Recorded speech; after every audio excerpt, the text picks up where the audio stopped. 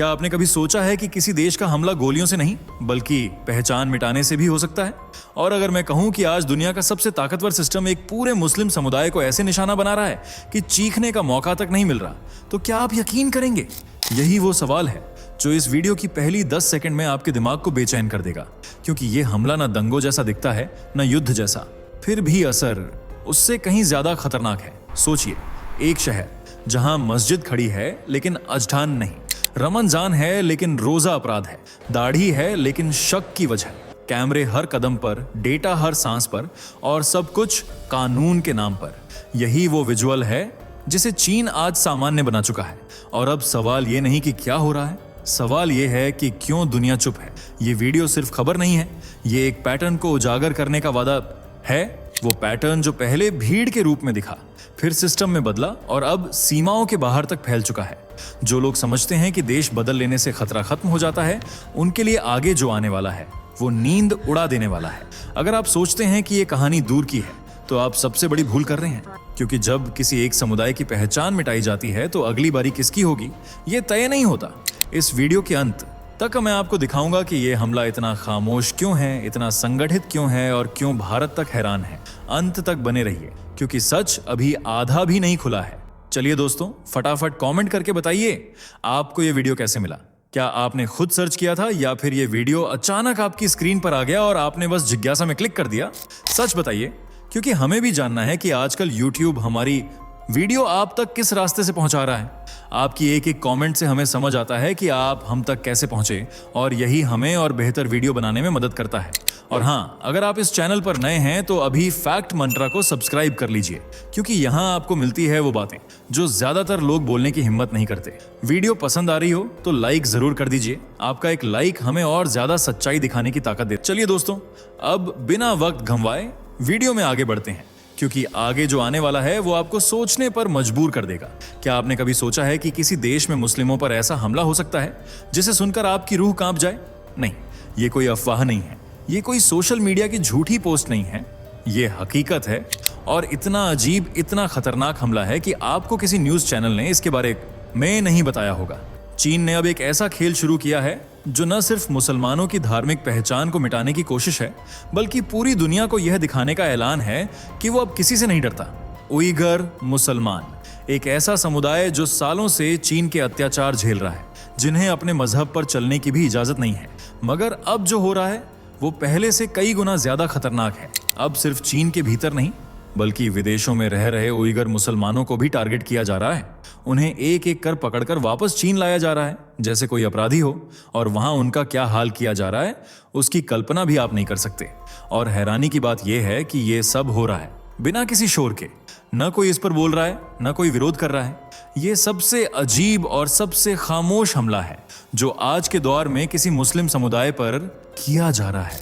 अब आपको बताऊंगा असल में चीन कर क्या रहा है और क्यों ये पूरी दुनिया के लिए एक खतरनाक संकेत है। आपको याद है ना, कुछ महीने पहले बांग्लादेश की वो खबर जब सड़कों पर भीड़ ने मस्जिदों को घेर लिया था, कुरान जलाया गया, दुकानों को आग के हवाले कर दिया गया और मुस्लिम मोहल्लों में आतंक फैला दिया गया। फिर नेपाल की तस्वीरें आईं, जहां मस्जिदों के बाहर खड़ी भीड़ हाथों में लाठी लिए अल्पसंख्यक मुसलमानों को डराने की कोशिश कर रही थी। पुलिस मूकदर्शक बनी खड़ी थी। इन दोनों घटनाओं ने एक पैटर्न बना दिया है, एक चेन रिएक्शन जो अब पूरे एशिया में फैलता जा रहा है। और अब वही चेन रिएक्शन एक नए और कहीं ज्यादा खतरनाक रूप में चीन में दिखाई दे रहा है। फर्क सिर्फ इतना है कि चीन में यह सब खुलेआम नहीं होता, बल्कि सरकारी आदेशों के पीछे, सिस्टम के अंदर, कैमरों से दूर और दुनिया की नजरों से छुपाकर किया जाता है। बांग्लादेश और नेपाल में भीड़ थी, चीन में पूरा सिस्टम है। और सोचने वाली बात यह है कि जहां बांग्लादेश और नेपाल की घटनाओं पर थोड़ा बहुत शोर हुआ, सोशल मीडिया पर चर्चा हुई, वहां चीन के इस हमले पर, जो कहीं ज्यादा संगठित और सुनियोजित है, चुप्पी छाई हुई है। तो सवाल ये नहीं है कि क्या हो रहा है, सवाल ये है कि ये सब एक साथ क्यों हो रहा है। क्या ये एक बड़ी रणनीति का हिस्सा है? अब अगला खुलासा आपको चौंका देगा। चीन अब किस हद तक जा रहा है उइगर मुसलमानों को खत्म करने के लिए। अब जरा ध्यान से सुनिए, क्योंकि अब बात सिर्फ किसी अफवाह की नहीं है। अब बात है चीन की उस मशीनरी की जो पूरी ताकत से उइगर मुसलमानों को कुचलने में लगी हुई है। चीन ने उइगर मुस्लिमों के लिए कोई एक्शन नहीं लिया। चीन ने उनके खिलाफ पूरा सिस्टम खड़ा कर दिया है, री एजुकेशन कैंप के नाम पर। जेलें, सुरक्षा के नाम पर हर कदम पर कैमरे, आतंकवाद के नाम पर बच्चों से माँ बाप को अलग करना। उइगर मुसलमानों को बताया गया कि ये सब उनकी भलाई के लिए है, लेकिन हकीकत ये है कि उन्हें अपने मजहब से अपनी भाषा से और अपनी पहचान से काटा जा रहा है। मस्जिदों को तोड़ा जा रहा है या उनके डिजाइन बदल दिए गए हैं। दाढ़ी, टोपी, रमजान, सब पर सरकारी निगरानी है और जो विरोध करे वो राज्य का दुश्मन बना दिया जाता है। लेकिन अब चीन यहीं नहीं रुका। अब चीन ने एक और खतरनाक कदम उठा लिया है। जो उइगर मुसलमान किसी तरह अपनी जान बचाकर चीन से बाहर भाग निकले, अब चीन उन्हें भी चैन से जीने नहीं दे रहा। विदेशों में रह रहे उइगर मुसलमानों की लिस्ट बनाई जा रही है, उनकी ट्रैकिंग हो रही है और उन्हें जबरन वापस लाने की साजिश रची जा रही है। सोचिए, आप किसी दूसरे देश में शरण लेकर बैठे हैं और अचानक आपको पता चलता है कि जिस देश से आप भागे थे वही देश अब आपको वहां भी ढूंढ रहा है। ये सिर्फ अत्याचार नहीं है, ये एक समुदाय को पूरी तरह तोड़ने की रणनीति है। और सबसे डरावनी बात, ये सब एक सरकार कर रही है, खुलेआम, बिना किसी डर के। अब आगे जो सामने आएगा वो आपको सोचने पर मजबूर कर देगा, क्योंकि इसमें शामिल हैं दूसरे देश भी। बताइए, क्या मैं चौथे सेक्शन पर आगे बढ़ूं? आप सोचते होंगे कि जो उइगर मुसलमान चीन से भाग गए वो अब सुरक्षित होंगे, लेकिन नहीं। चीन ने अब एक और खतरनाक मोर्चा खोल दिया है, विदेशों में छुपे उइगर मुस्लिमों का शिकार। जी हां, चीन अब अपनी सीमाओं के बाहर भी अपनी ताकत फैला रहा है। जो भी उइगर मुसलमान थाईलैंड, मलेशिया, तुर्की या फिर मिडिल ईस्ट के किसी देश में शरण लेकर बैठा है, अब उनकी रातों की नींद उड़ चुकी है। सूत्रों के मुताबिक चीन ने कई देशों के साथ गुप्त एक्स्ट्राडिशन डील साइन की है। ये समझौते साफ तौर पर नहीं होते, लेकिन अंदर खाने ये तय हो जाता है कि अगर कोई उइगर नागरिक पकड़ा गया तो उसे वापस चीन सौंप दिया जाएगा, और ऐसा हो भी रहा है। कई शरणार्थियों को रातों रात गिरफ्तार किया गया बिना किसी सुनवाई के और सीधे चीन भेज दिया गया। वहां कौन सा इंक्वायरी होता है ये किसी से छुपा नहीं है। चीन की ये रणनीति सिर्फ ताकत नहीं दिखा रही, ये डर पैदा कर रही है। डर कि आप कहीं भी चले जाओ, चीन आपको ढूंढ निकालेगा। सोचिए, एक समुदाय जो पहले ही टूटा हुआ है, अब उसे दुनिया के किसी कोने में भी सुकून नहीं है। और हैरानी की बात यह है, कुछ देश जो खुद को इंसानियत का झंडा बरदार कहते हैं, वही इस पूरी साजिश में चुपचाप शामिल हैं। अब आपको बताता हूं सबसे चौंकाने वाला मोड़, जब एक इस्लामिक देश ने खुद उइगर मुसलमानों को धोखा दे दिया। अब सोचिए, अगर एक मुसलमान किसी इस्लामिक देश में जाकर शरण लेता है तो क्या उम्मीद करता है? इज्जत, सुरक्षा और इंसानियत। लेकिन जब वही इस्लामिक देश पीठ में छुरा घोंप दे तो उसे क्या कहेंगे? बात हो रही है तुर्की की। वो तुर्की जिसके राष्ट्रपति एर्दोआन खुद को इस्लामी दुनिया का रहनुमा बताते हैं। वो तुर्की जिसे पाकिस्तान जैसे देश इस्लाम का सबसे मजबूत पहरेदार मानते हैं। मगर जब चीन ने तुर्की से कहा हमें हमारे भागे हुए उइगर वापस चाहिए, तो तुर्की ने बिना किसी सवाल के हाँ कह दिया। जी हां, तुर्की ने चीन से भागकर आए सैकड़ों उइगर मुसलमानों को न सिर्फ डिपोर्ट करना शुरू कर दिया है, बल्कि अब वो नए शरणार्थियों को आने तक नहीं दे रहा। और इससे भी शर्मनाक बात यह है कि तुर्की में रह रहे कई उइगरों को जबरन फॉर्म भरवाए जा रहे हैं, जिसमें उन्हें सहमति देनी होती है कि उन्हें चीन भेजा जा सकता है। यानी जो लोग जिंदगी की भीख मांगते हुए वहां पहुंचे थे, अब उन्हें मौत के मुंह में वापस धकेला जा रहा है, वो भी एक इस्लामिक देश के हाथों। कहां गई उम्मा की एकता, कहां गई मुसलमानों की भाईचारा नीति? ये सिर्फ धोखा नहीं है, ये एक पूरी कौम के भरोसे का कत्ल है। और ये सिलसिला तुर्की तक ही नहीं रुका, अगला नाम और भी चौंकाने वाला है। तुर्की के बाद अब बारी है थाईलैंड की, एक ऐसा देश जो ना इस्लामिक है ना चीन का खुला समर्थन करता, लेकिन फिर भी जब बात उइगर मुसलमानों की आई तो उसने भी वही किया, चीन के आगे घुटने टेक दिए। थाईलैंड ने हाल ही में 40 से ज्यादा उइगर शरणार्थियों को चीन के हवाले कर दिया। कोई कानूनी प्रक्रिया नहीं, कोई इंसानी अपील नहीं सुनी गई, जैसे ये लोग इंसान नहीं, कोई बोझ हो जिन्हें जितनी जल्दी हो सके वापस फेंक देना है। इन शरणार्थियों की चीखें, उनकी अपीलें, उनकी उम्मीदें सब थाईलैंड की जेलों की दीवारों के भीतर ही दम तोड़ गईं। और फिर एक दिन उन्हें आंखों पर पट्टी बांधकर हथकड़ी लगाकर चीन भेज दिया गया। ये सिर्फ एक डिपोर्टेशन नहीं था, ये उस कड़वी सच्चाई की गूंज थी कि अब दुनिया में उइगर मुसलमानों के लिए कोई भी जगह सुरक्षित नहीं बची।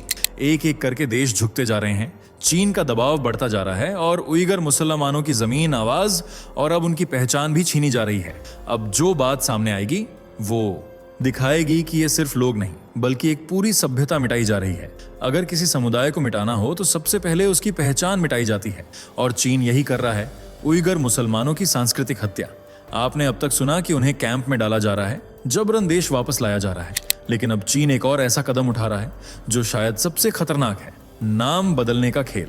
जी हाँ, एक नई रिपोर्ट में खुलासा हुआ है कि चीन ने अब तक 630 से ज्यादा उइगर गांवों, कस्बों और ऐतिहासिक स्थलों के नाम बदल दिए हैं। वो नाम जो सदियों से इस्लामिक पहचान और उइगर संस्कृति का हिस्सा थे, अब उन्हें मिटा दिया गया है। उनकी जगह आए हैं नए नाम जो सीधे सीधे चीनी कम्युनिस्ट पार्टी की विचारधारा से मेल खाते हैं। मसलन जहां पहले गांव का नाम था नूर बाजार, अर्थ रोशनी का बाजार, अब उसका नाम है जिनशान न्यूजॉन।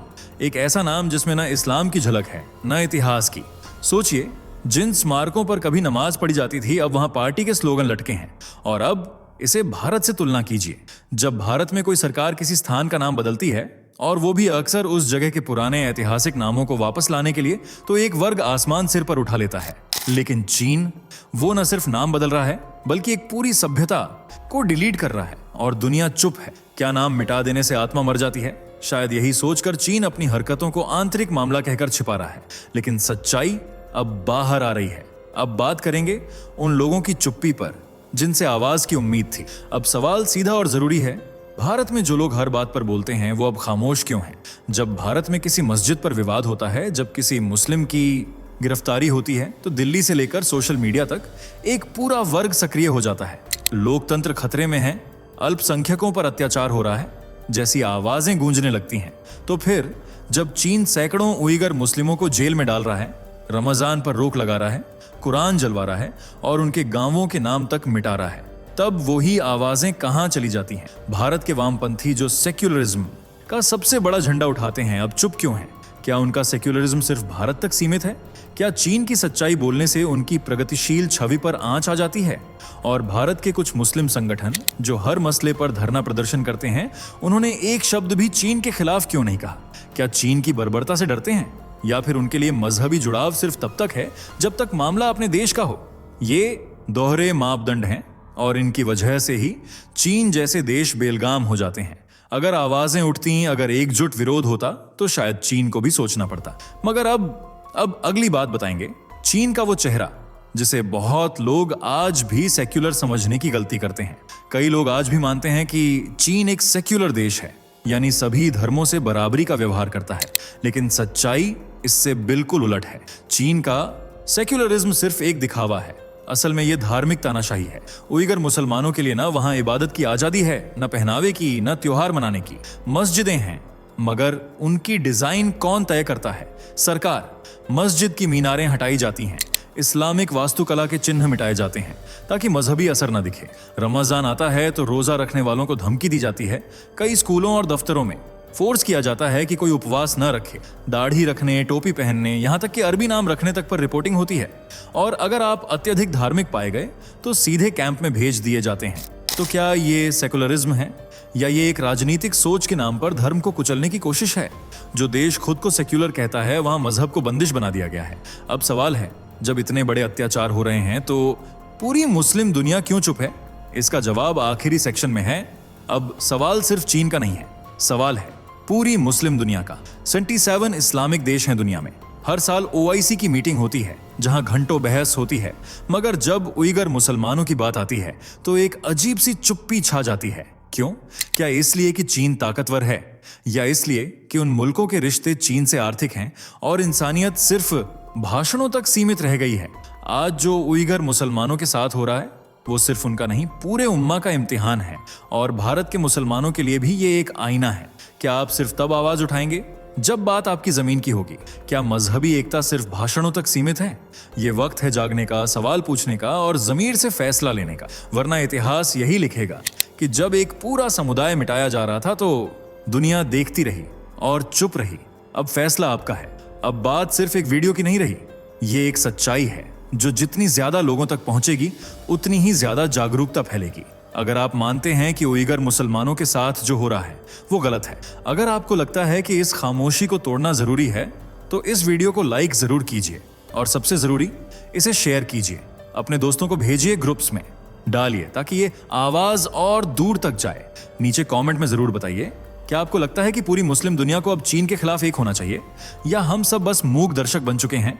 और अगर आप ऐसी ही बेपर्दा सच्चाई देखना चाहते हैं तो चैनल को सब्सक्राइब करना मत भूलिए, क्योंकि यहां आपको मिलती है सिर्फ खबर नहीं, पूरा सच। दोस्तों, आपके स्क्रीन पर 2 और वीडियो दिख रही हैं, जिसे देखने के लिए आप स्क्रीन पर क्लिक करें। दोनों देखिएगा, बहुत अच्छी वीडियो बनी है।